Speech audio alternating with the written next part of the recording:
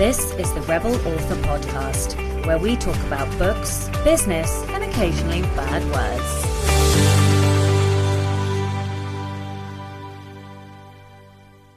Hello, Rebels, and welcome to episode 64 of the Rebel Author Podcast.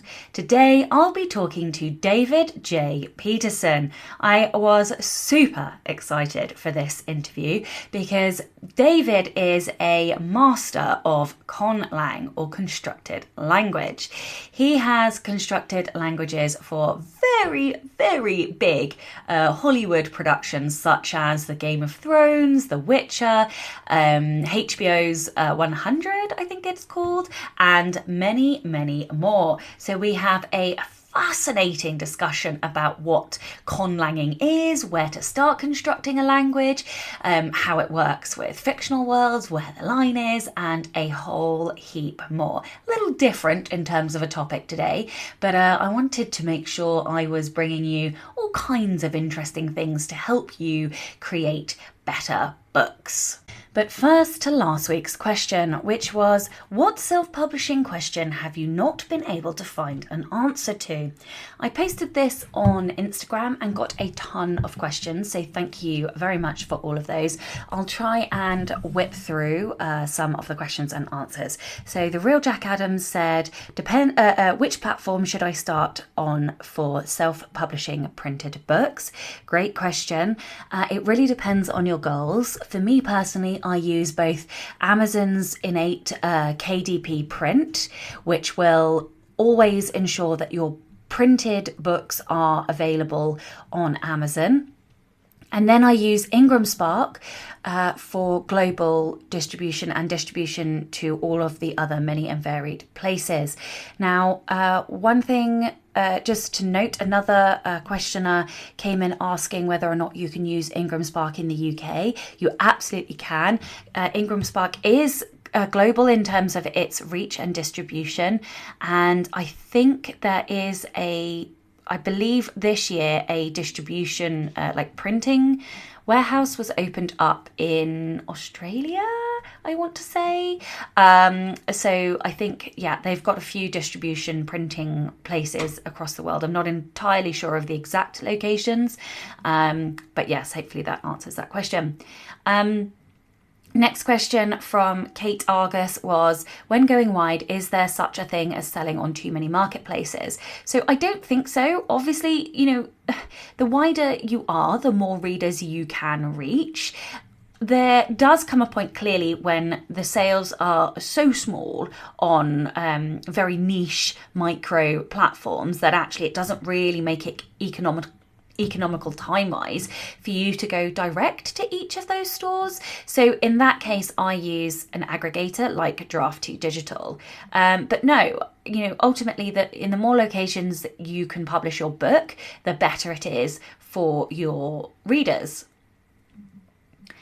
Another question was around formatting, and if you don't have Vellum and you don't have a Mac, how can you format your books? Well, you have a couple of options. The first one is you go and pay somebody to do the formatting, which if you don't have Vellum, more often than not is the easiest option. But if you can't afford to pay somebody to do it, then I recommend downloading one of the templates from places like Draft2 Digital or Readsy, or KDP has templates. You input all of your book, your information, your metadata, your front and back matter, and then you load it back up and it will spit out the formats that you need for uploading.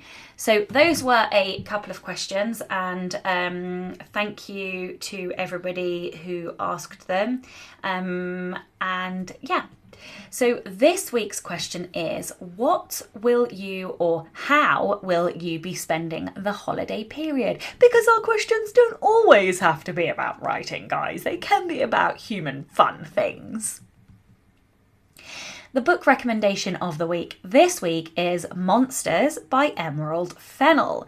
Now, Emerald was one of the writers for Killing Eve. I don't know if you guys have seen Killing Eve, but it is basically my favourite series ever. It is deeply fascinating. The main villain, antagonist, Villanelle, is just the most wonderful depiction of a villain I think I have ever had the pleasure of watching. And I might even go as far as to say she's my favourite villain. Anyway, this is not about killing Eve. This is about the book Monsters by Emerald Fennell. This is also equally warped. So I have only just started reading this book. I don't even think I'm quite 100 pages in, but oh boy, is it warped and twisted. It is delightfully evil. So it's this strange concoction of a middle grade book, absolutely for adults. It is not appropriate for kids in any way, shape or form. And so the protagonist is like a 12-year-old girl who is fascinated by all things gruesome, murder, darkness, and there's a murder in this tiny little village, and the girl starts to investigate it with this visitor friend who is equally twisted. Both of the kids will probably end up being some kind of serial killer or Sherlock Holmes, one or the other. But yes, it is fantastic. It is very voicey, very unique voice, and it's just an interesting, quirky, dark, morbid read. So yeah, if you and it's the kind of humour where it's wildly inappropriate, and so, you know, if you laughed in public, people would probably judge you. But I'm not going to judge you because I have a dark sense of humour. So yes, I highly recommend it. I will put links in the show notes. So in personal update then, the school, so obviously, you know, my son was off school because we were isolating and quarantining. And then the school had told me that he could return on the 7th.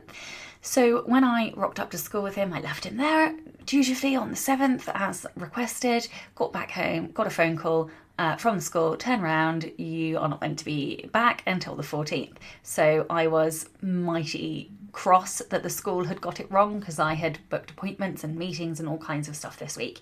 So anyway, we were back to quarantining, and so I did not get what I wanted done this week, but it's okay, it's fine. We're all alive, we're all healthy, you know, there's only so much complaining I can do. I don't want to do any more complaining. So my wife kindly took a day off work this week, which helped me, and I basically got to 3 o'clock and had smashed out so much work that I was absolutely fucked. I couldn't carry on anyway. But yes, so I'm in a strange place where I've done most of the freelance work and jobs that I needed to do before Christmas. So I'm now at the point where I could just stop if I wanted to. I don't want to because I like working. I will rest obviously for Christmas. And I've also got this weird thing where I don't know how to describe it. I guess it's like overwhelm, except it's not really overwhelm. I'll get to the point, Sasha, for God's sake. Right. Basically, I have too many open projects. So I'm working on a course, I'm working on side characters, I've got two fiction books I'm editing.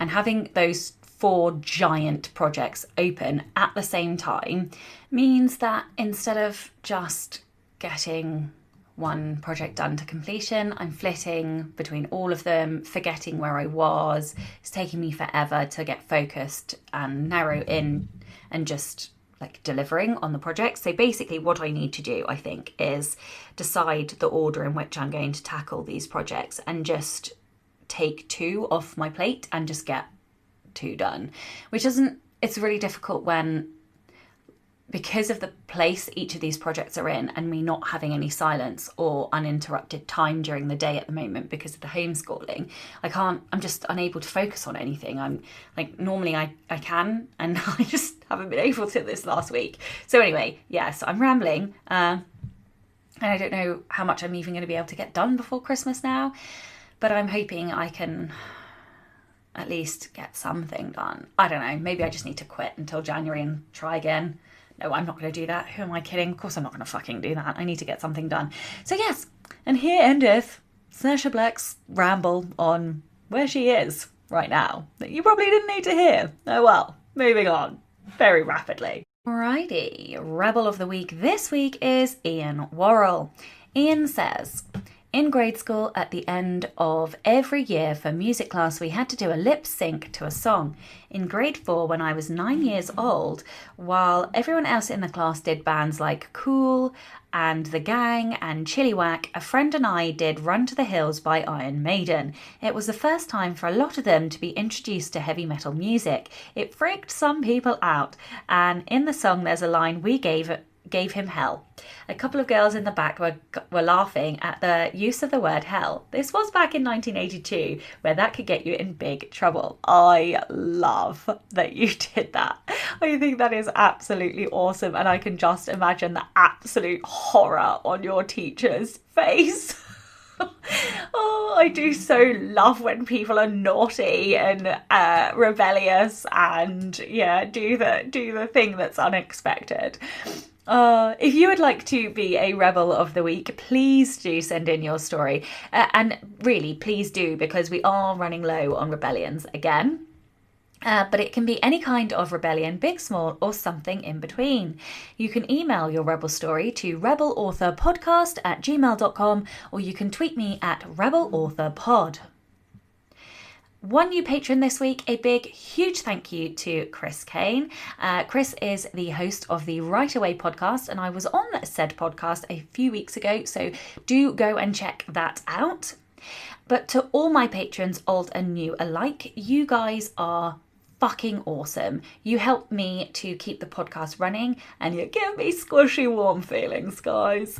I have just posted a what is it? It's a post, Sasha. It's a post. I posted a post that tells you some of the upcoming interviews and gives you the opportunity to ask questions if you would like to. And I will be posting something else extra for you before the end of the month.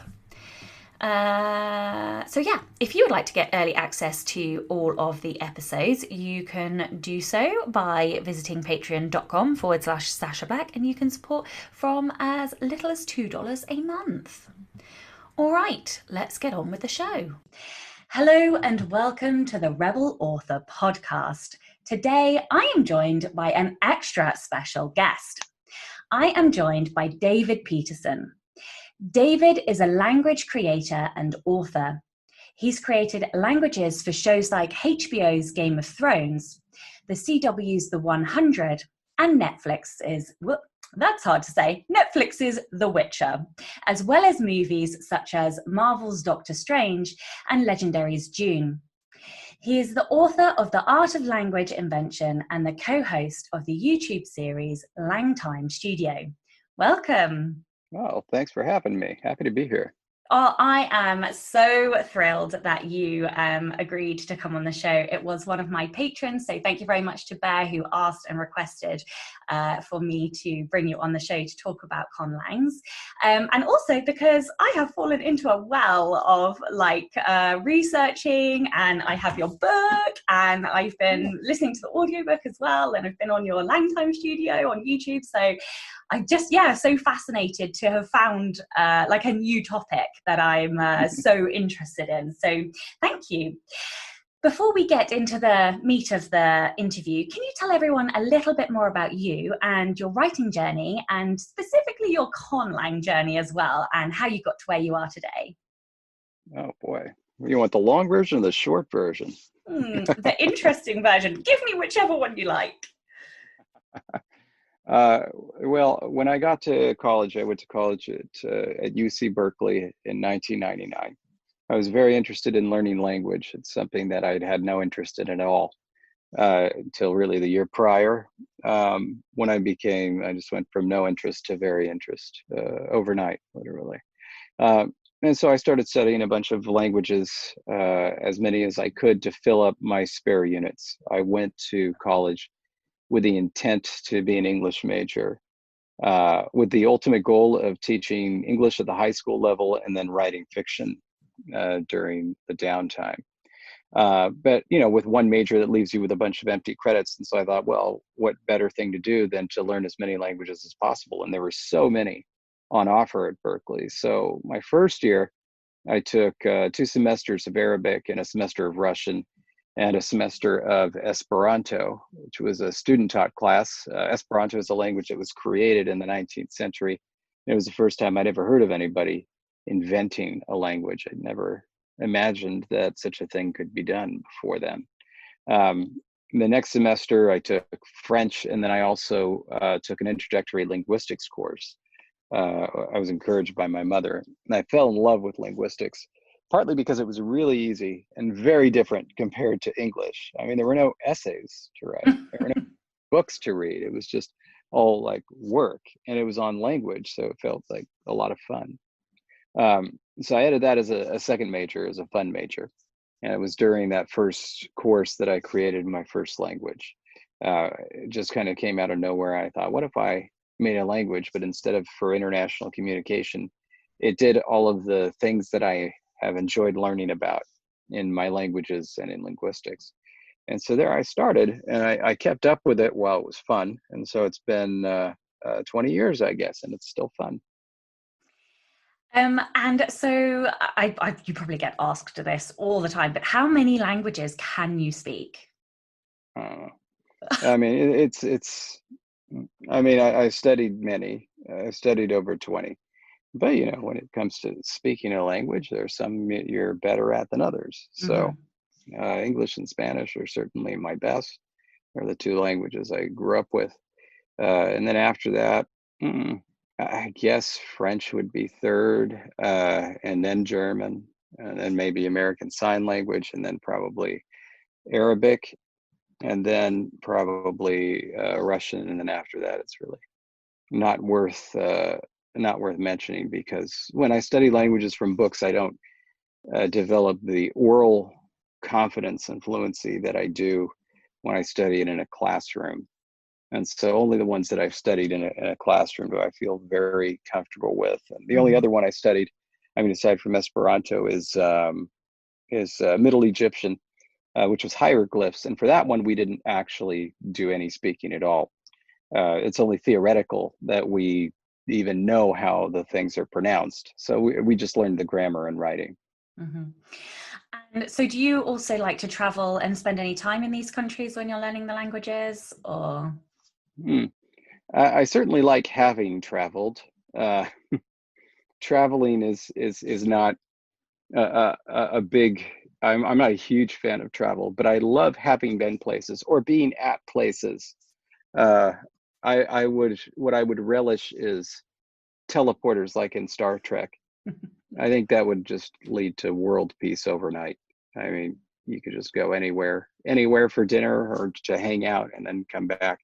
That would be wonderful. But or perhaps a one world language, which I think from the stuff that I've read so far, isn't that's one of the goals of the like Esperanto. Yeah, it's one of the goals of. Well, it was anyway. Okay. It was at the end of the 19th century a goal of Esperanto to be like the world's default auxiliary language. I don't think anybody takes that goal very seriously anymore, and I don't think they should. First of all, Esperanto is about as, I don't know, it's about as universal as the European Union. It's kind of like saying, the EU represents all cultures and all people all over the world. I mean, nobody would seriously say that, but they did in the 19th century with Esperanto, thinking that this language that was only European was somehow universal.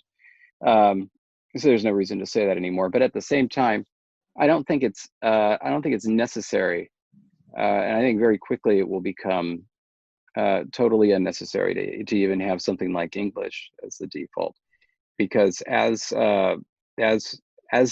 online language translation gets better, and as technology like AirPods get better, pretty soon we'll be able to have the equivalent of a babelfish. Not perfect. I was just about to say the babelfish.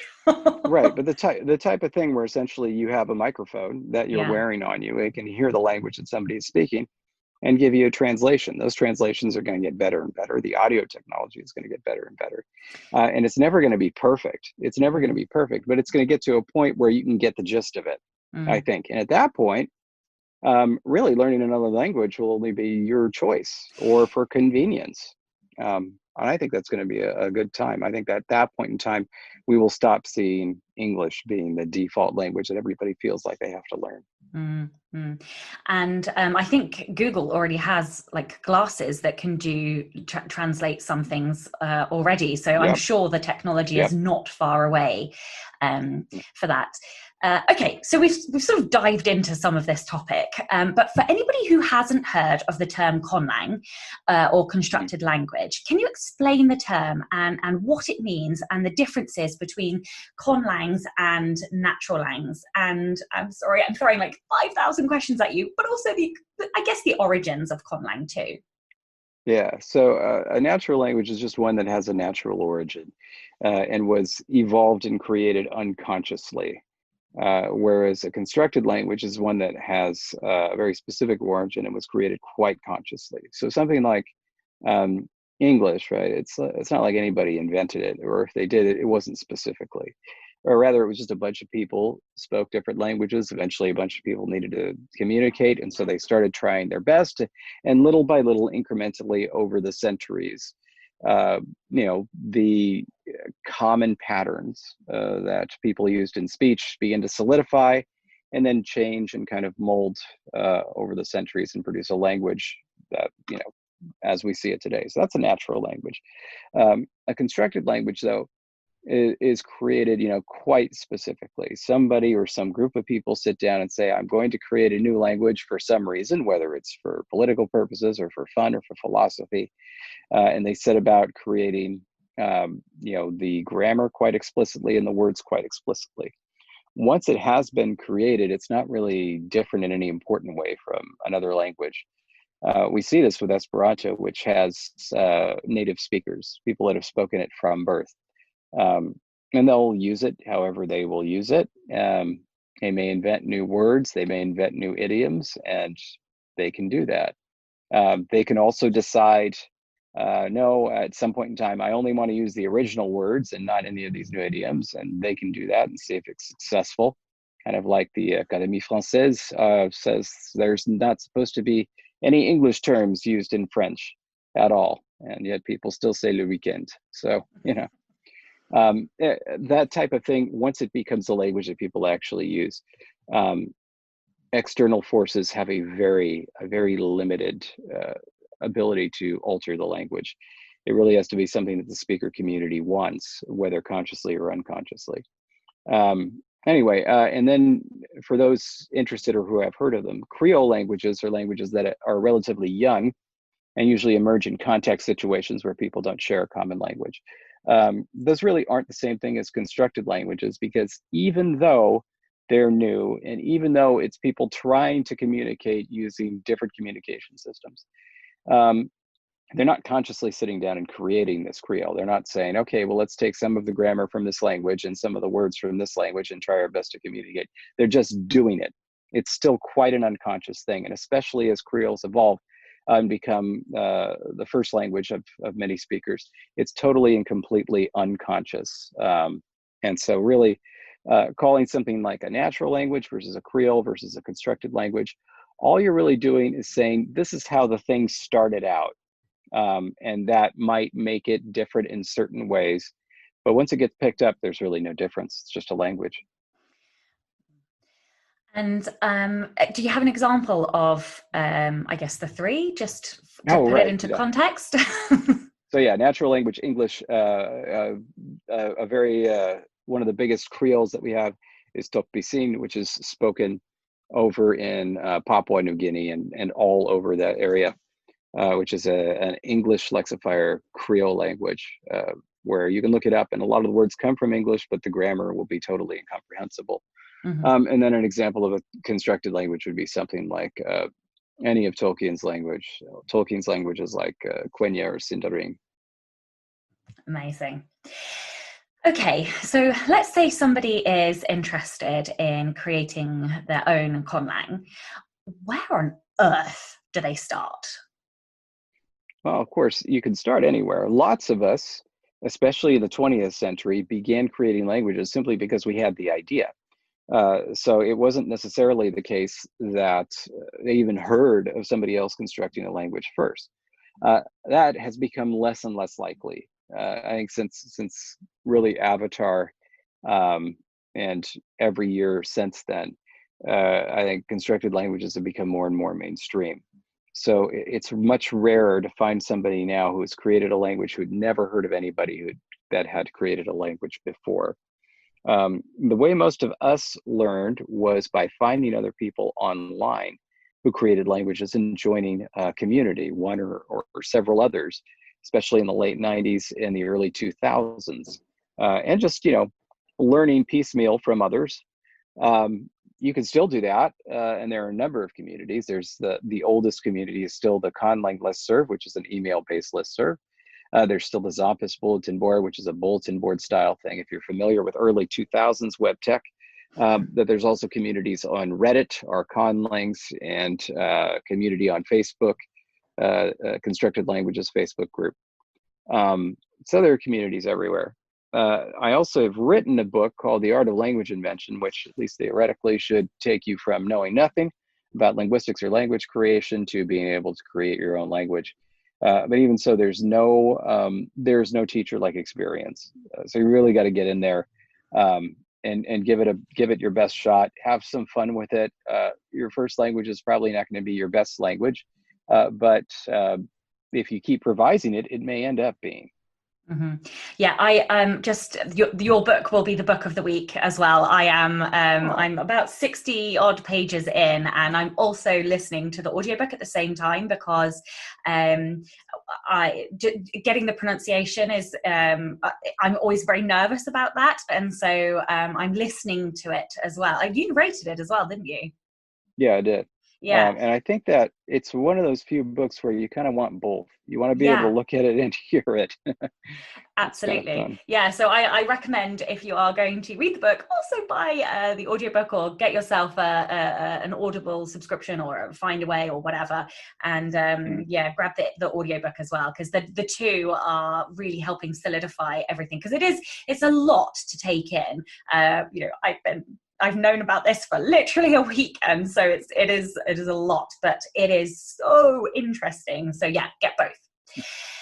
Okay, so what are the overarching steps you should take to create a conlang?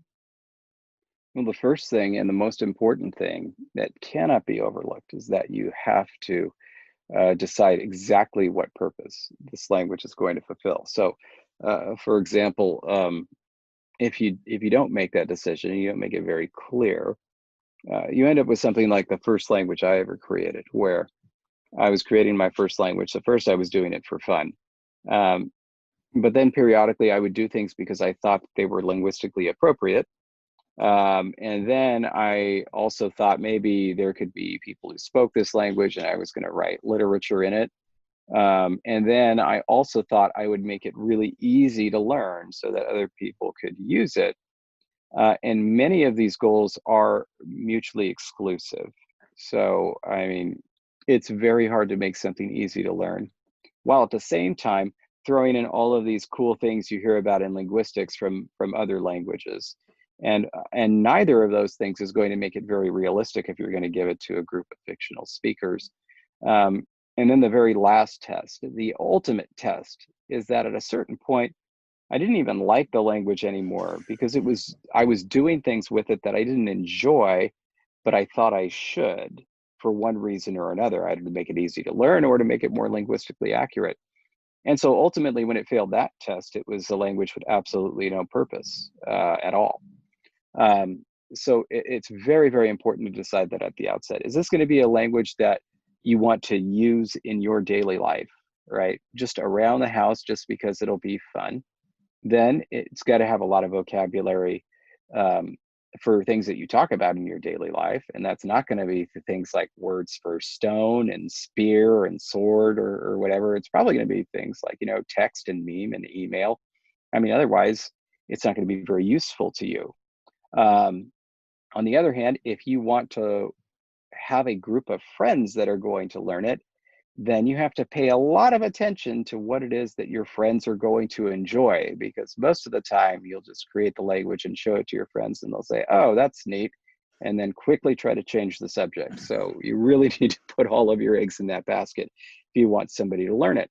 And then if you have a fictional people that are supposed to speak this language, then it needs to match not just their culture, but the reality of those people.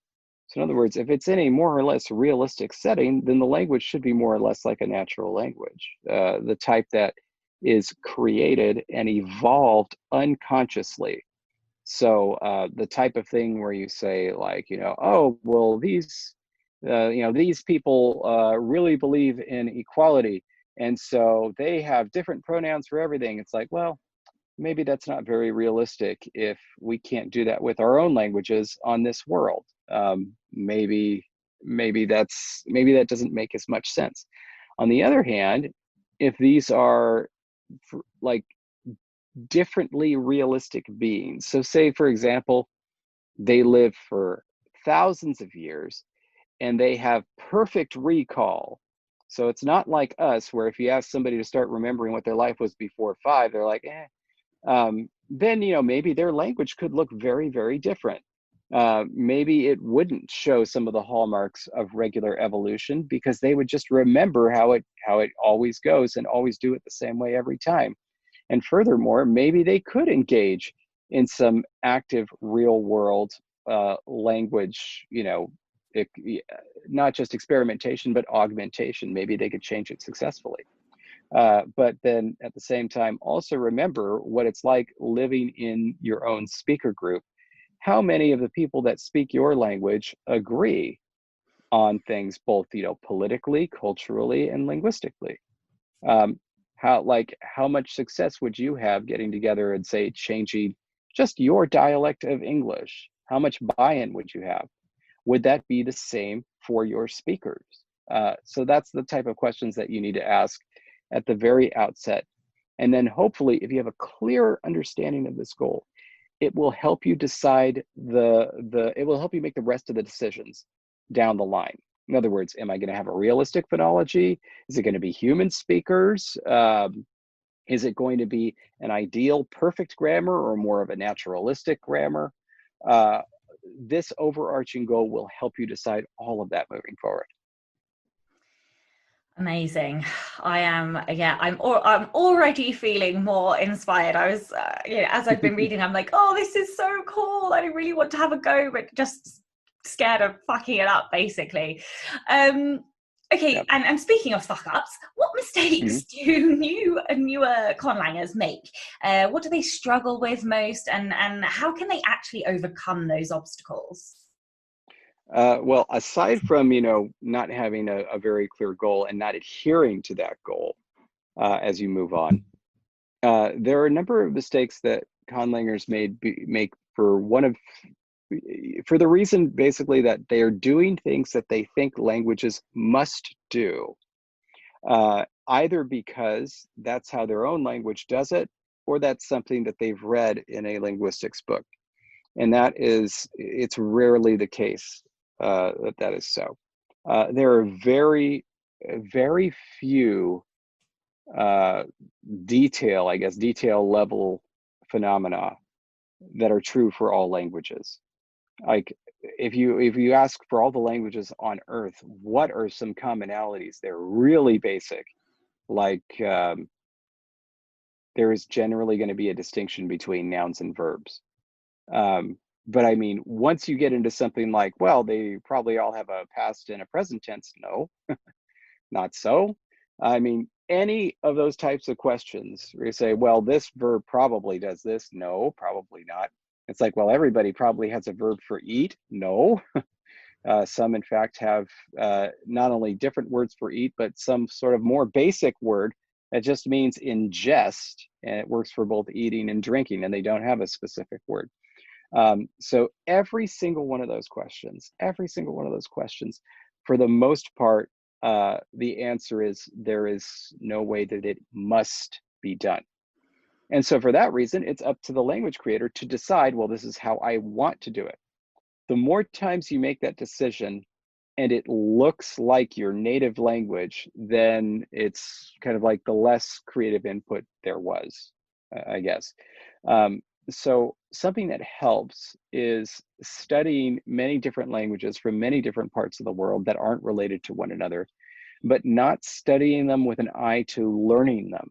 Rather, you instead study them to figure out what type of grammatical phenomena they have. Um, just even doing something like, you know how English's verbs work. So take a look at Japanese and just look at how its verbs work. Don't try to learn it, just look at their verbal system and see how different it is. And know that this is just, Japanese is a huge, gigantic language. It can say anything that English can, and yet its verbs are this way, which are so different from English. And then know that those are just two languages. Hop around the planet and you'll see there are verb systems that work totally different from English and Japanese, and then keep going, right? And so then when you can sit down and do your language, it's not a question of, okay, what is my future and past and present tense going to be? It's going to be a question of, do I even want tense in this language? If I do, which tenses? And then how are they going to be realized? Suffixes, two different words, the absence of something, a prefix, a combination of all these things. So I think that's one of the biggest pitfalls, thinking that language must be a certain way. I have to say that deeply appeals to my rebellious nature. I have a bit of a habit of breaking rules, and so that I am even more excited now, knowing that I don't have to abide by any particular rule.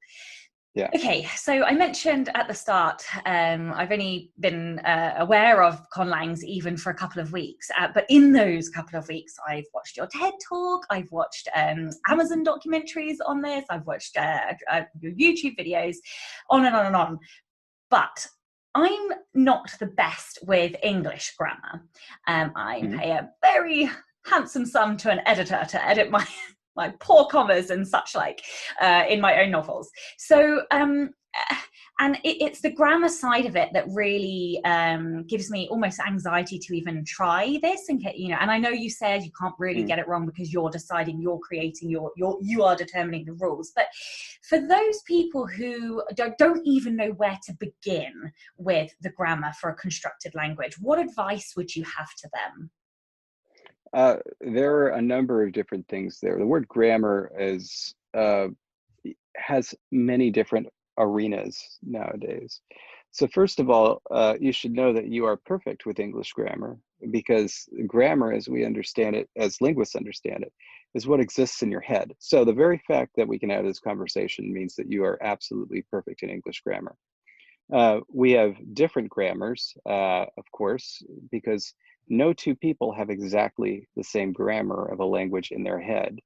Like, not even, me and my sister, or me and my mother, both grew up speaking English in roughly the same area, had very similar lives, and yet our grammars are slightly different.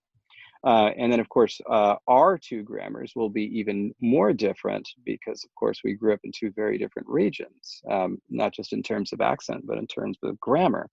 Like, one of the things that this is an aside, but I hate articles, words like the and I hate learning languages that have them, and I hate creating languages that have them, because articles, even though they're so simple, they never, ever, ever work the same.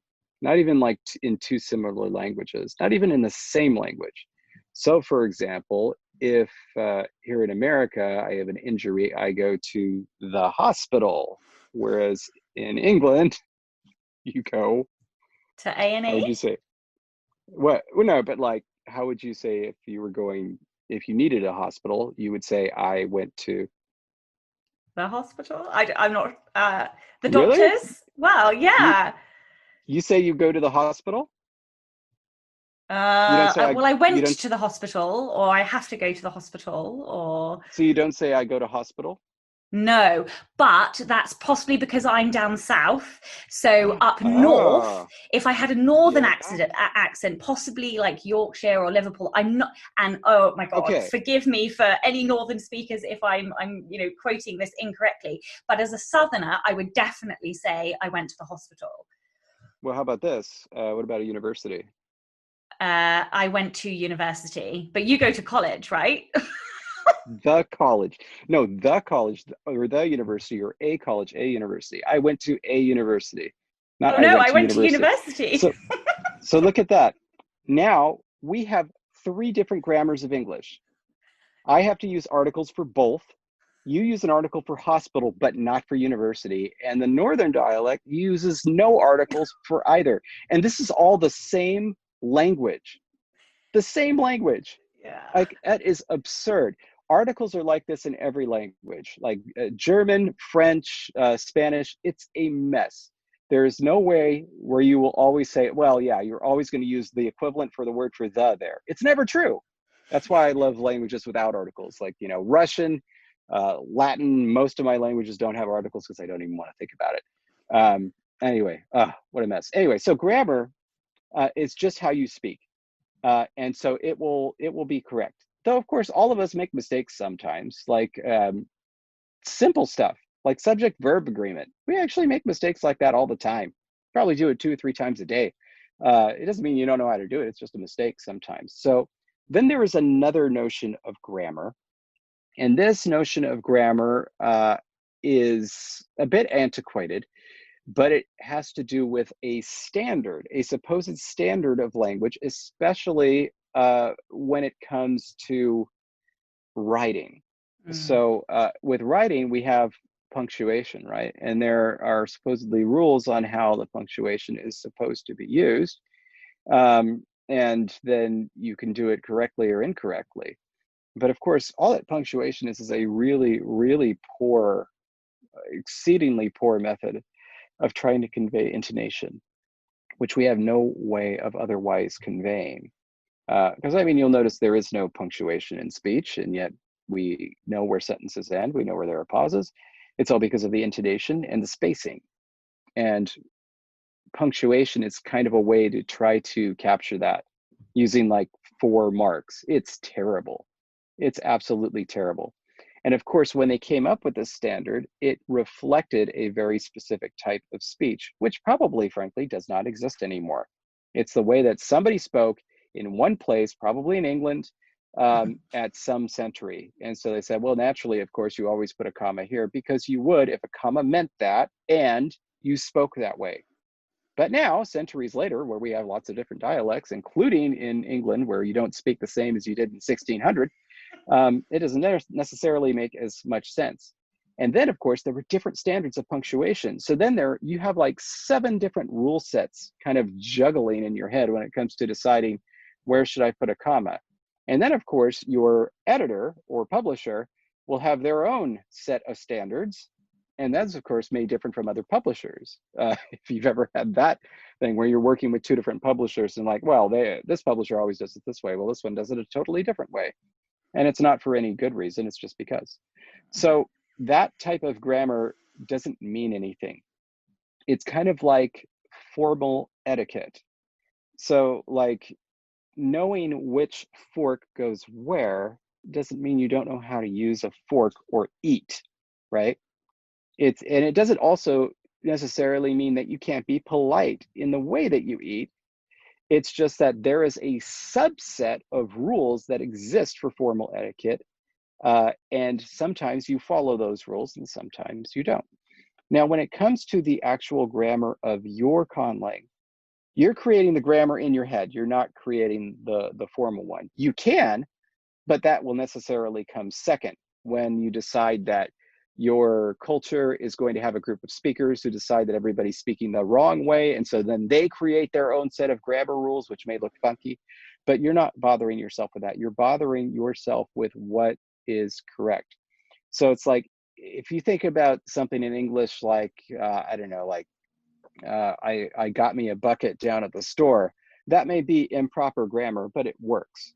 On the other hand, if I were to say, uh, I me the store bucket got down, that doesn't work, and that doesn't work for any English speaker.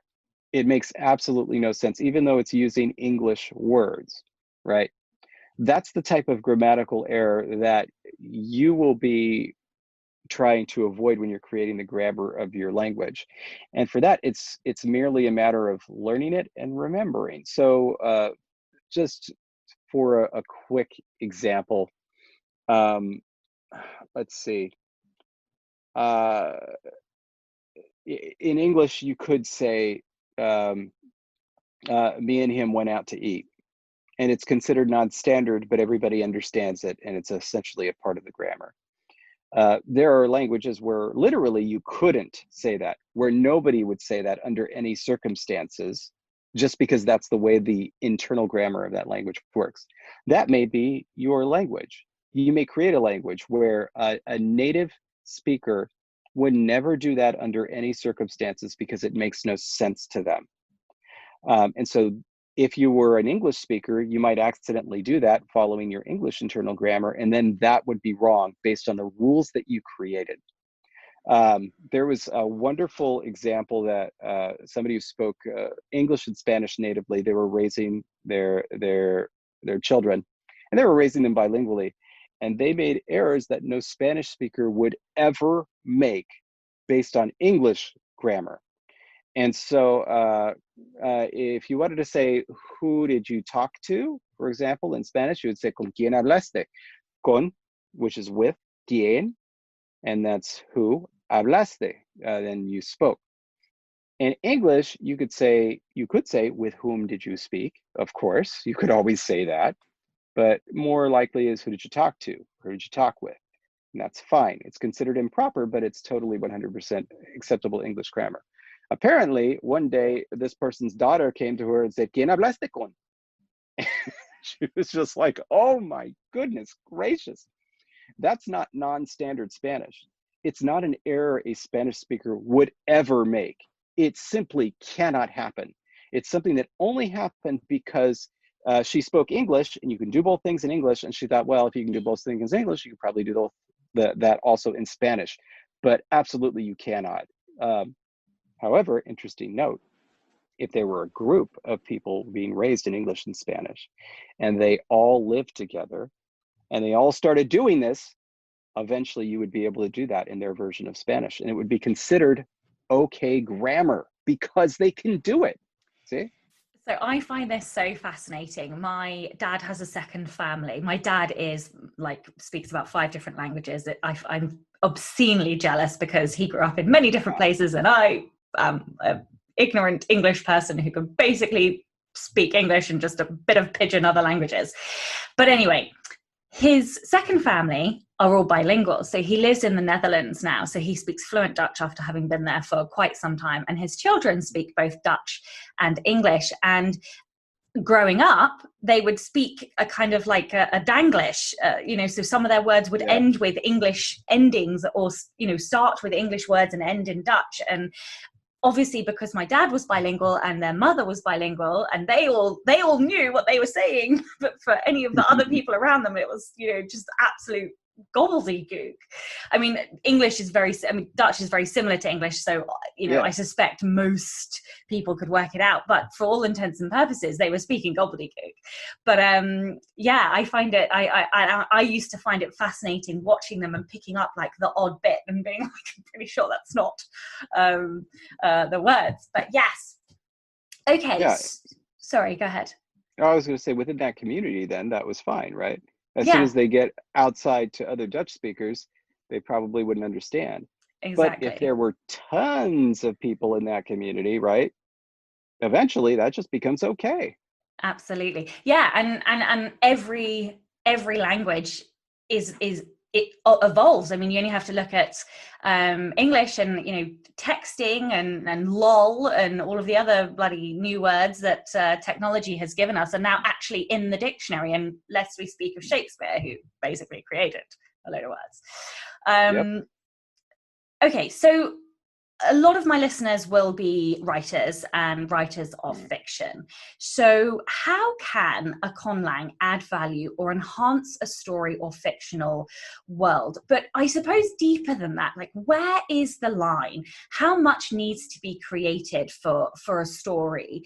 And how far should they go in order to create this for their novel? It really depends on the type of book that you're writing, how appropriate it is. At the very least, I would ask all writers to do this. Consider language in your world, and this is whether you're writing fantasy, sci-fi, or even just something set in our own world. Um, just consider it.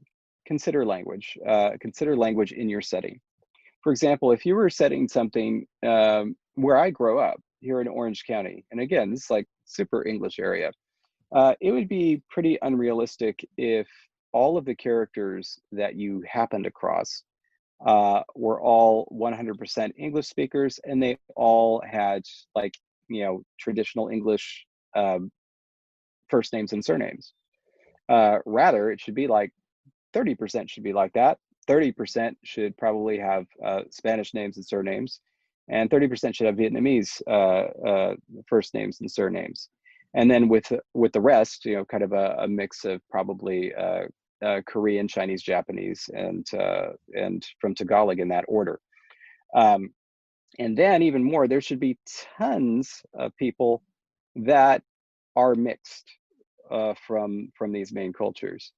And furthermore, a lot of people in this area, whatever language they grew up with, will have very either passive fluency or familiarity with a lot of Spanish terminology and some Vietnamese terminology. And that may not, play into the main plot of your novel, but it's the type of thing that will just come up in conversation, right? It's also the type of thing where if you're wandering around the area and you're looking at signs, yeah, you should come across some signs that are just in Vietnamese or signs that are just in Korean. And that's for this area, right? So then looking at your area, if it's somewhere in the real world, really, you don't necessarily need to spend time there, but do some research. Go onto Google Maps. This is the best part, and do the street view and just go around and take a look at the signage. How much of it is in one language, how much of it is in another language. That'll give you an idea of what the makeup of the area is. And then when you're creating your own world, the thing that I really want to caution against is saying, here is the big kingdom where everybody speaks one language that I'm going to represent as English.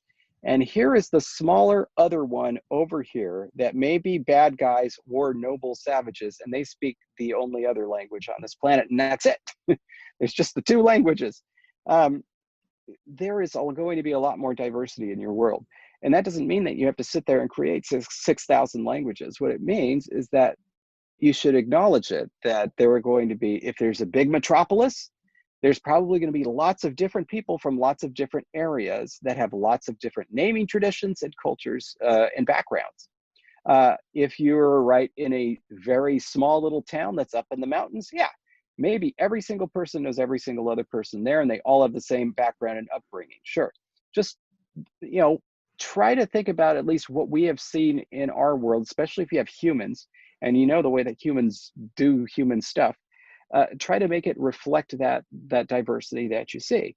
When it comes to having language as a crucial plot point in your novel, and this is especially for a novel, not for like a television show or a movie, it nevertheless remains the case that your novel is going to be primarily written in one language for your readers. So if you're an English speaker, it's going to be written in English. And then if it gets translated into some other language, that English is going to be translated into one other specific language. It's, the conceit of the language of narration, whatever language is, really being spoken.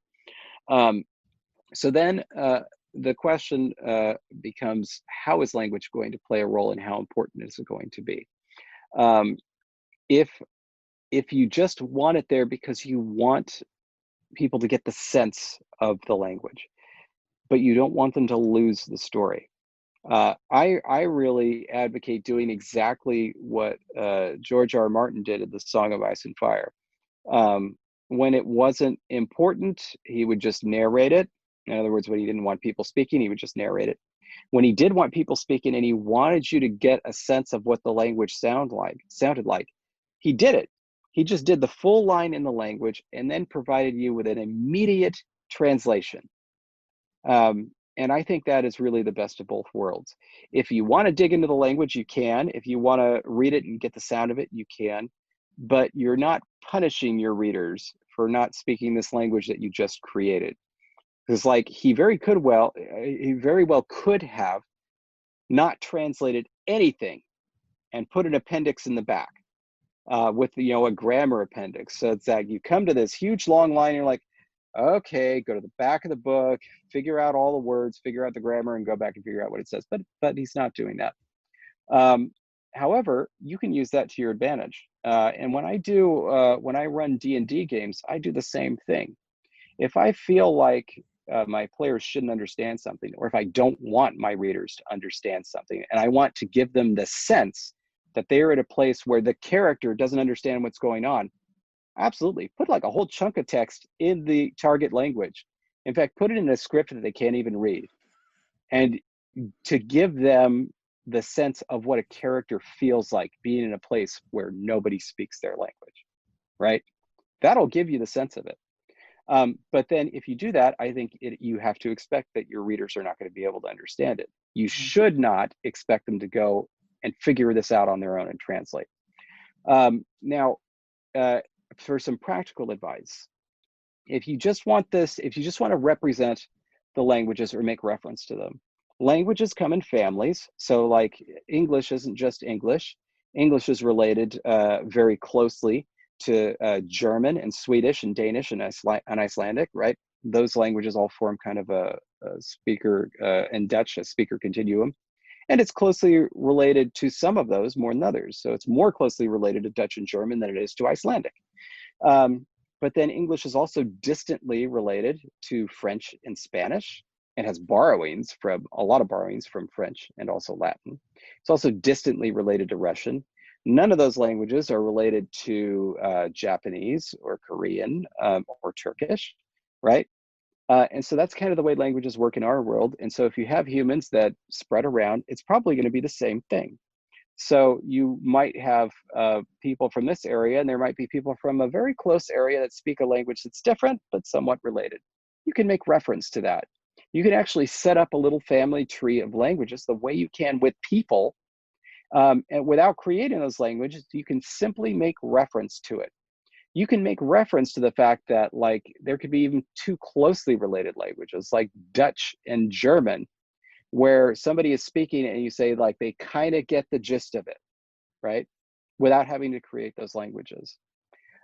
For names and place names and character names, you can create something called a naming language. And if you get the hang of these, you can bang out like 4 or 5 of these in a weekend. A naming language isn't a full language. And there's a little essay about how to do this that maybe I could send you the link to and you can put up. But a naming language is this: it's just there to give you names of people and places. And the essay guides you through how to come up with a consistent sound system, and then how to come up with some basic words and how to form names both of towns and of people. So like you see like a lot of especially last names have things like Peterson, right? And then Thompson, Sampson, so on. There are lots of names like that throughout languages, and sometimes it'll actually be son or daughter. In Icelandic, you have both. You have like, what's a good, Nilsson, because Niles Saga, yeah, so Nilsson, but Nilsdóttir could be the same. You could have that in your language or not. Your last name, Black, a lot of last names come from very common qualities. So you have Black as a last name, you have Green, you have Good, and then also combinations. So like Goodman is a last name, pretty obvious where that comes from. You can do the same thing with a naming language and just create these little bits of language with some very elementary grammar decisions. Decisions like, does the adjective come first or second? That's it, right? And then here are some adjectives, here are some nouns, put them together, and suddenly you have consistent naming traditions for a whole group of people. And like, again, once you get good at this, you can do one in like a few hours. If you want to go beyond that, of course, yeah, there's a whole bunch of resources for creating your own language. If you feel like that's not for you, you can hire a language creator and work with them. There's a website called jobs.conlang.org where you can go and post a job and work with a language creator and tell them, this is what I want, this is how many languages I want, and this is approximately what I want them to sound or feel like. And they'll work with you to create those languages, and probably create a bunch of names for you too.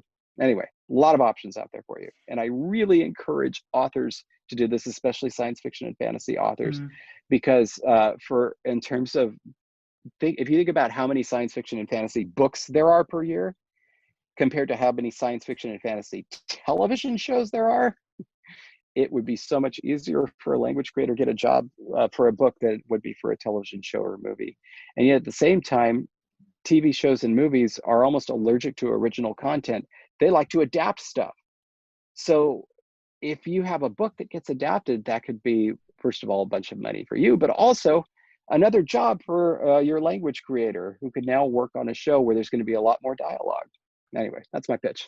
There are so many things that I to come back on. First of all, I completely agree. I've never actually thought about the diversity of language in terms of representation, but I think that's so true, and also true of all the types of diversity. So, like sexuality or disability. Right. And I find that so often writers just have characters who are all the same as them. And I don't mean that as, like you're not a self-insert, so to speak, but just characters who are, of a similar background. Whereas that's just not realistic anymore. And, come on, let's do something for, to make, our stories more realistic. Okay, so if you could only have one of your conlangs survive you long into the future, and I suspect many of them are going to survive you, but if you could only have one, which one would you want and why? And would we be able to hear perhaps a line or two from that conlang? Oh, I don't know if I can just speak anything off the top of my head. I'm not fluent in any of them. I can't speak them. I'll give it a shot for some of them. A word, perhaps? Oh, yeah. I mean, I can give you a shot with some of them. Honestly, I care very little about what people think of me after I'm dead. But like, I don't know. I know you asked this question earlier, and I did think about it.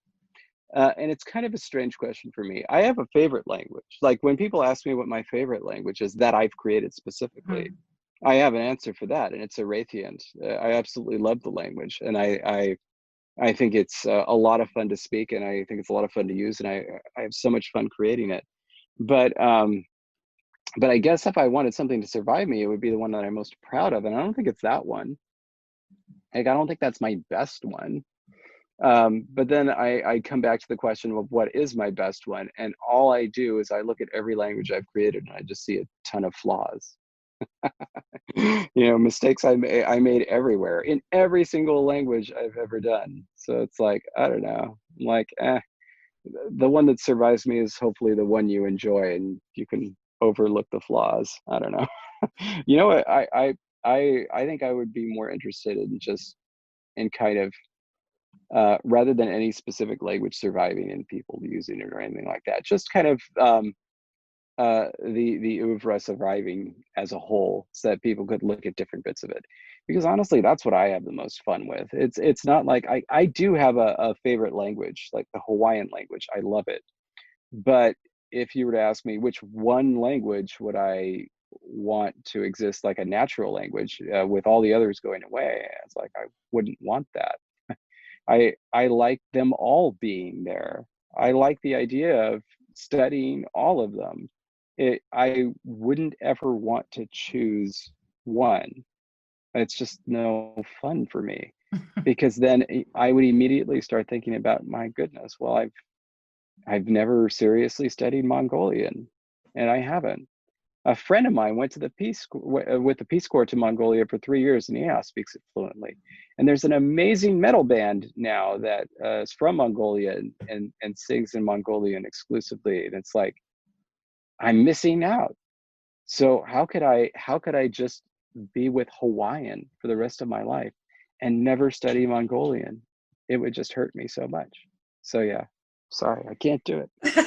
You're going to rebel against the question. No, it's fine. Yep. It's really, I mean, it's the same question. That's such a creative person's response, though, because it's like asking me which one of my books I want to survive me. Well, all of them, obviously. They're your children. I know. The conlang that you mentioned, though, could we Yeah, have a right. word or two? What are some words in that one? It's been a long time since I've used that one regularly. Okay, so let's see. Exegna would be with the auxiliary that you use with intransitive verbs. So I just need an intransitive verb.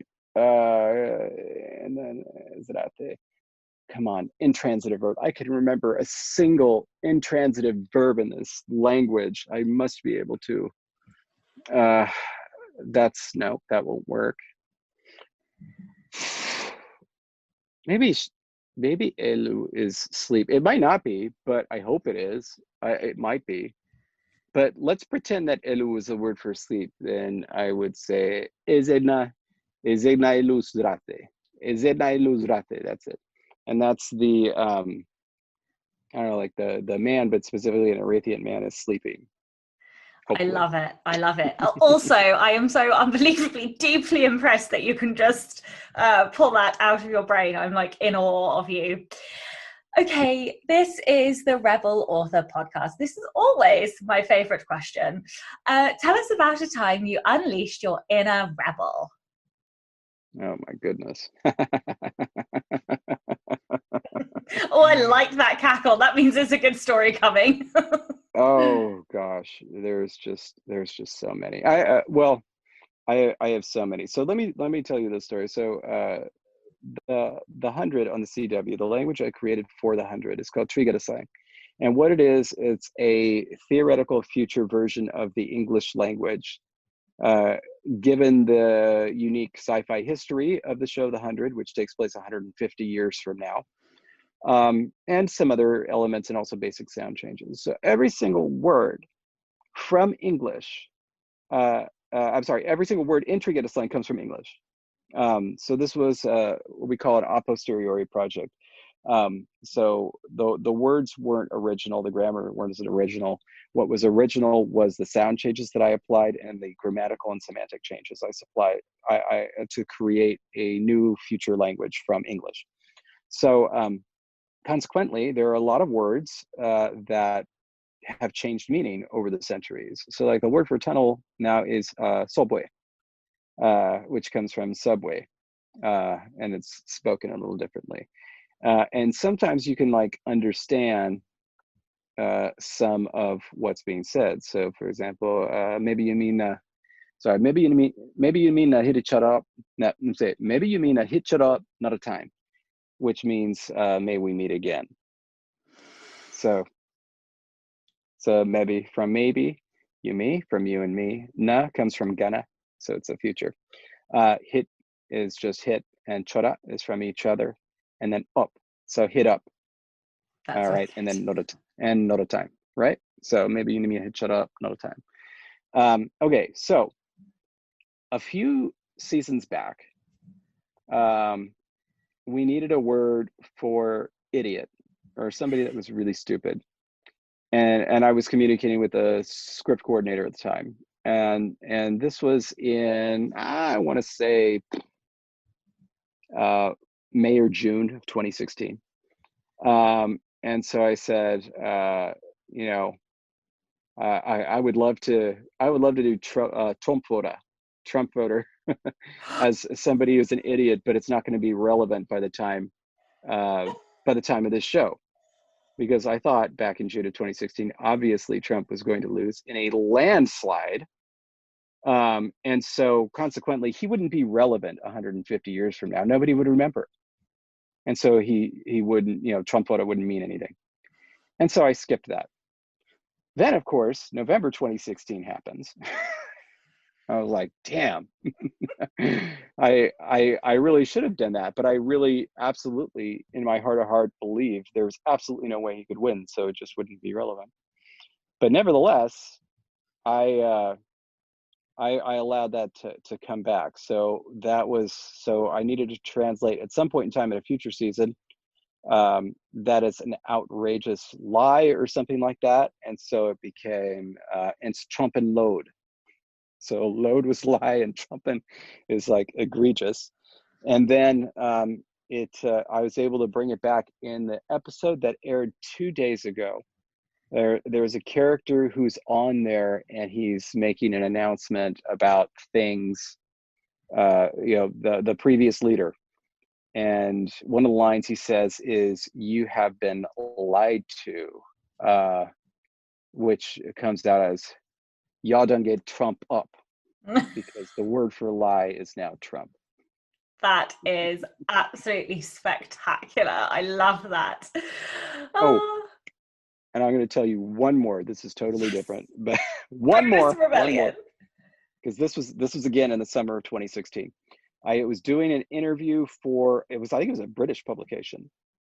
And they asked me to translate all of the current like American presidential candidate slogans into Dothraki.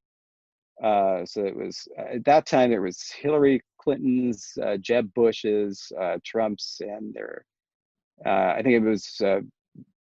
I think Bernie Sanders was there as well. So I translated all those. But yeah, translating "Make America Great Again" in Dothraki, there was no way I was going to do that. It just felt so disgusting.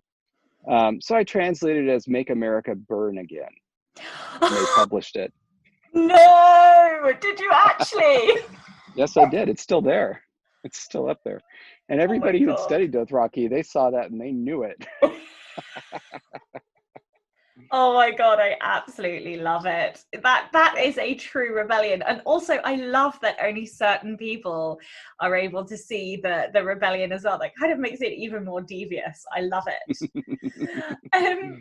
Thank you so much for your time today. Will you tell listeners where they can find out more about you and obviously your books and audiobooks, and where they possibly can hear your conlangs? Sure. So my main website is languageinvention.com. And that'll take you to a whole bunch of different places. On social media, I hang out most on Twitter, where I'm at Daedalus, Dedalvs. It's like it would be in Latin if there was no AE in it. And then if you just want to see pictures of my darling cats, then you can follow me on Instagram, where I'm at Athavrazar, ATHDAVRAZAR. Because somebody took my username and is just camping it. It's been for years. Makes me so mad. Anyway, and then if you want to see what I'm doing lately, I am creating a language 2 hours a week with a friend, a very good friend, Jesse Sams, with whom I created a language for a freeform show called Motherland Fort Salem. We're creating it 2 hours a week from 2 to 4 p.m. Pacific time on YouTube at Langtime Studio. So if you go to langtimestudio.com, it'll forward you there. And every Thursday, 2 to 4 p.m., you can see us creating a language. We just had our 24th episode, and we are getting very close to finishing the grammar. Once we're all done with this one, we're going to take a short break and then start another one. So yeah. And then we speak them all the time there. Yeah, I started watching the very first episode, I think yesterday, but I'm doing it in short bites, and I think I'm up to the bit where you're showing rabbit pictures. Yeah. Yeah. So thank you very much for joining me today. I am still deeply fascinated, and yeah, I feel motivated, and also like I'm not shit at grammar anymore. So thank you very much for that. Right on. Also, thank you to all of the show's patrons. If you would like to get early access to all of the episodes, then you can do so by visiting patreon.com/Sasha Black. And thank you also to everybody listening. I'm Sasha Black. You were listening to David Peterson, and this was the Rebel Author Podcast. Next week, I have a fascinating guest. I am joined by Adam Lieb. He is the inventor and founder of Astro House, and Astro House created a piece of tech that you may have heard of. It's called the Free Write. It's a modern version of the Neo 2000. Lots of people have been talking about it, like an old school typewriter with no Wi-Fi, but it's digital and you can like upload all your writing. Well, they have created a new version of that, and we have a discussion about not only distraction and distraction-free writing, but also entrepreneurship and business and what it means to be a business person today. So I look forward to sharing that with you next week. Don't forget to tune in and subscribe on your podcatcher. And when you have a moment, please leave a review.